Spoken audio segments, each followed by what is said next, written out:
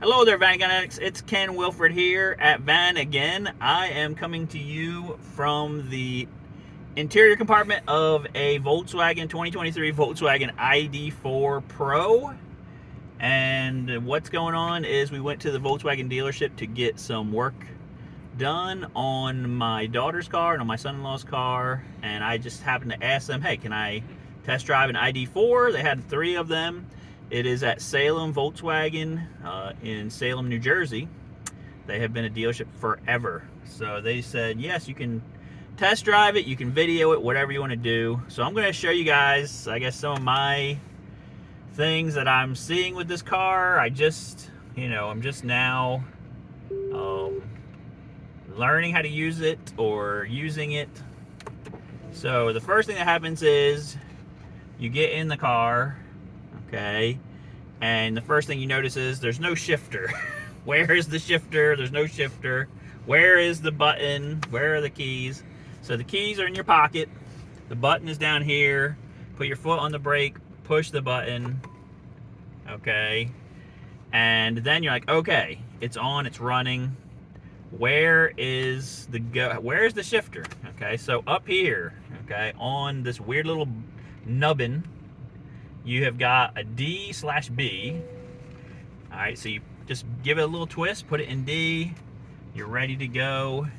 We're gonna take off here and continue our test drive. I started a little bit doing it by myself, a little bit, because when I first got in here, I was going through a little bit of a panic mode of not knowing where anything was at and trying to figure out how to make things work. Okay, so I haven't figured out everything, but at least I can actually drive it. And it's, it's a very smooth car. It's very powerful, you can tell. I'm actually going 50 in a 25 zone right now because it's just so quiet. You don't really think you're going that fast. But so far I'm impressed with how nice this thing is. It has like a leather wrapped steering wheel. This is the Pro model. So it's got like an upgraded interior. You see it like a leather dash or leather looking dash stitched. You've got leather seats or leather-ish seats here that are heated. And it just seems like very premium interior. Okay, I haven't even looked in the back, so I don't even know what's back there, but Josh will video back there for you guys. I'm gonna pull over at some point and we'll look at everything. But yeah, it's very impressive. I mean, the power level is good. It's very good. I haven't even tried to go fast, and it goes really fast. Oh yeah, we can pull over here by this Fox Mill right here and just get out and walk around and do some stuff. So I mean, you can see, how premium this thing is. Now I'm gonna reach down here because I keep, whatever. Let's see what happens if I put it in reverse. All right, so you put it in reverse, you got a really big backup camera right here. It doesn't seem to have the 360 cameras, but it looks like it does have sensors to tell you if something's behind you, in front of you, and that kind of stuff. Plus you have your camera. I don't know what this button is. There's a button for parking. I think that's just turning on and off your parking sensors. I'm not totally sure what the procedure is for stopping and turning it off. I'm out of habit. I'm trying to find like a park to put this into. I don't know. Is that a thing? Okay, I just pushed it. There's a button here that says park. So I pushed that. Now it's in park. So I guess it won't move now. Okay, and then maybe I should turn it off also. All right, now it tells you goodbye. Did you forget anything in the vehicle? Everyone's out of the vehicle. And then it talks about different things you can do, climate control things where you can make the climate control do things you want it to do. Again, I'm new to this car. I don't really know everything. But let's get out and we'll walk around and kind of show you guys some of the exterior and the back and that kind of stuff.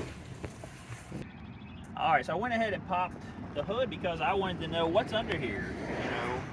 I thought maybe there might be some luggage storage or something like that. But you know, if you didn't know it was electric, you might think there's a motor under here. We've got some kind of big controller unit here. We've got some coolant. We got some brake fluid.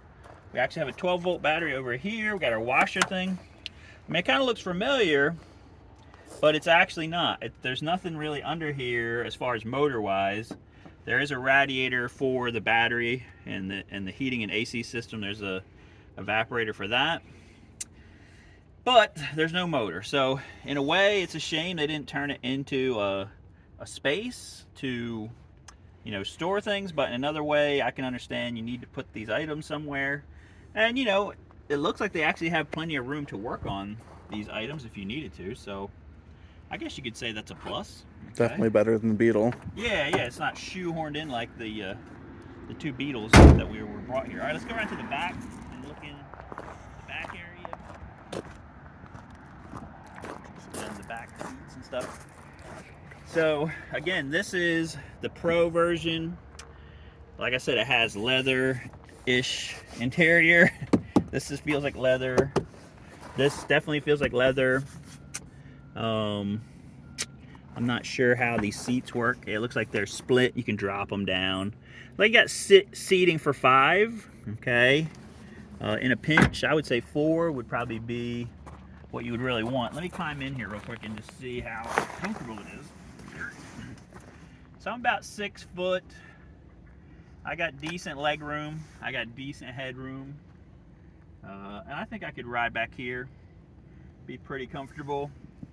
It's got some extra heat things back here. It's got some USB-C ports back here in between. So you know, you had your kids sitting back here.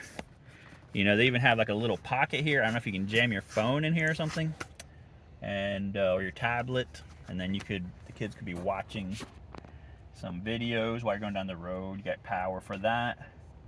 Yeah, it's pretty comfortable back here. I'm pretty impressed by it. All right, let's go to the back hatch. See what we got back here. All right, so that's all motorized. It's very impressive space. Yep, we got a big space back here. We got this roadside assistance kit, which feels super light. I thought it was heavy, but it's actually was Velcroed to this. Let's see what's under here. We got floor mats. Got a first aid kit. We got some things to help us if we get stuck in the snow, apparently. The thing I'm looking for, though, really is a charger.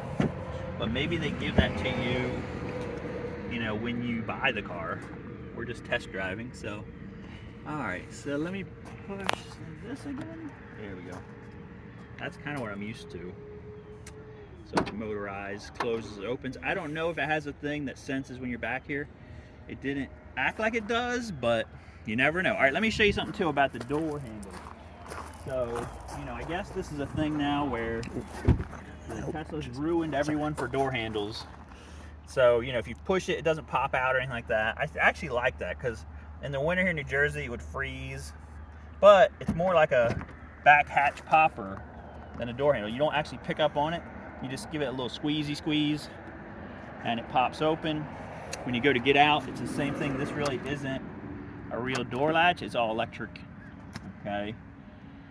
But, I mean, as far as if you've driven a Volkswagen in the last 10 years, you're not going to feel super out of the ordinary with it. I mean, it's going to be kind of similar, but also very weird. Like I said, the thing about the drive and the reverse and all that stuff is a little weird.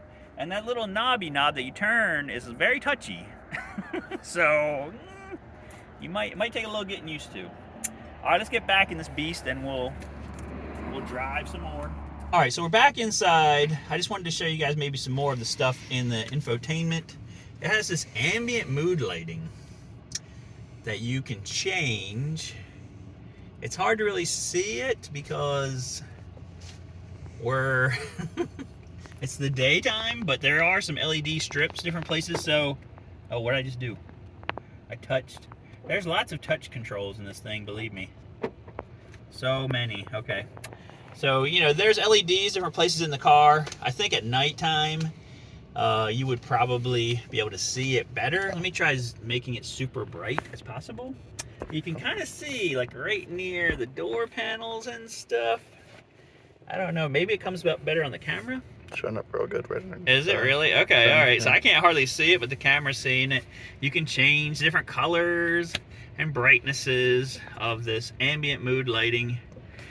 I don't really know who this is for. Like you're having a date night inside the car or something. I don't ask me. All right, so, and you can customize the colors and the brightness. Okay. All right, so let's see if I can get back to things. How do we get home? All right, I just clicked it. Okay, so now we changed our whole infotainment. What else? We got a thing for a vehicle. Let's see what that is. So one of the things that people have been complaining about with these cars is the responsiveness of this system. I mean, so far I've been pushing on it. It seems pretty responsive. It has a thing for exterior. I don't know what this is all about. Exterior lighting can set how long it stays on. I guess after you can look up your tires and set your warnings for how much pressure or things. I'm not quite sure what that is. It's supposed to be tire pressure, TMPS. Headlights, let's see. Dynamic cornering light. Oh, that's nice. So I think that's when you turn corners. I think the headlights are actually supposed to turn a little bit. So that'd be cool.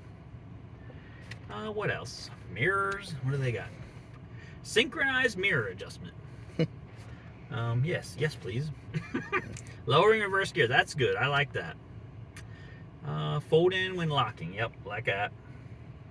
Automatic during rain. Sure. Yeah, that would be good. All right, so there's different things you can do there. Now, let's check locations. Oh, I see. You can actually add charging locations. Let's see what it says about charging. Okay, so we're at 89% charge. What does it say? Reduce AC. Doesn't tell us how much time we have left. Doesn't tell us our end. Okay. What about this? Data. All right. So it's showing that we drove a mile, and we were at 9 mph. I guess that's our average or something. So there's a lot of information on here, but I'm not sure how much you would really use it or be helpful to you. All right. So this thing has 20,000. What? No, it doesn't. It only has 211 miles. I don't know. The thing says 20,202 miles. Okay. Yeah, that's not what the cluster says. So let's drive it some more. I'm going to put it on B. I think what B is, I'm not totally sure. I think what B is regenerative braking. So I'm going to go here. I'm not going to run over these roosters. Try not to. We'll see if we can try the regenerative braking. So what that basically is as soon as you let off of the gas, yes, that's definitely what it is. You don't have to touch the brake, okay? So it's what they call one pedal driving. So you're driving along at 20 miles an hour down this nice, beautiful, scenic New Jersey road, and you decide, you know what, I want to stop here and visit Fred. You just take your foot off the gas, and eventually the car will just stop. But what it's supposed to be doing is giving you power back. So you're using power, right, with a battery, but then when you're creeping around town and you would normally be stepping on the brake, you just let off the gas, and then it just slows you back down automatically, and it's also giving you some of your power back. Now, it's not giving you, 80% back or anything like that. It's just giving you a little bit back. All right, so the only other thing I would like to show you, but I'm not sure how it works, is this panoramic roof. Okay, so there's a button here. Oh boy, it's red. Am I launching missiles? What is this? Emergency call function. Oh no, we don't want that. Oh yeah. All right, that doesn't have nothing to do with that. Well, then how does this thing, is it one of these touch things? What is this? Off. Okay. Is the one next to it? Or that might be interior lighting. That's lighting. How does this thing open? I don't know.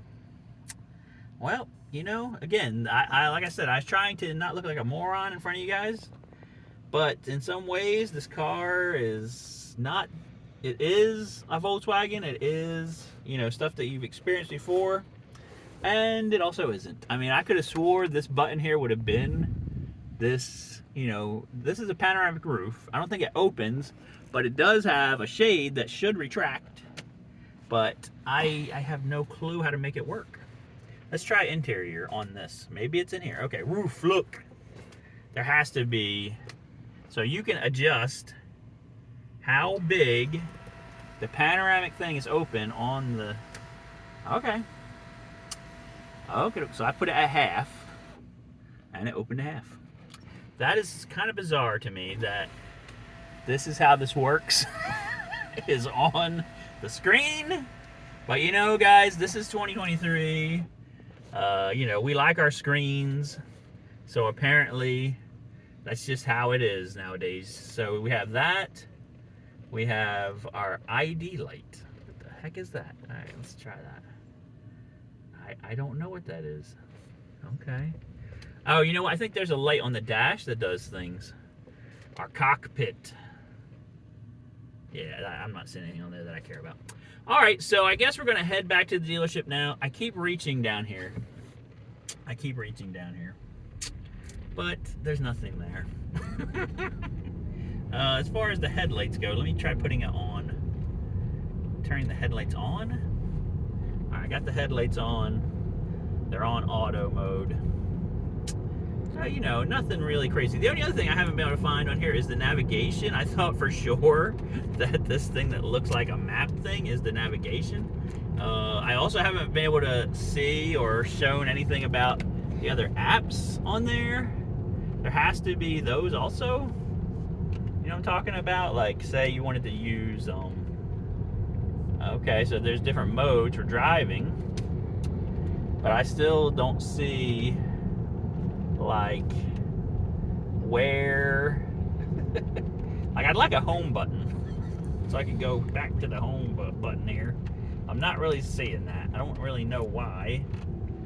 There should be a home button here somewhere so you can, I'm sure, like I said, somebody else is going to watch this video and go, Ken, you're such an idiot. You didn't notice this really obvious button. But, again, for me, if I'm using this car, I'm either going to use the GPS that's in here if I actually like it. It says it's 4G on here, so it has internet connection. But also, I'd like to use like Android Auto or something on here. I'm assuming if I plugged that in, that would work somehow. But again, I'm not really seeing, like, how do you get back to the home screen, right? That's a question mark.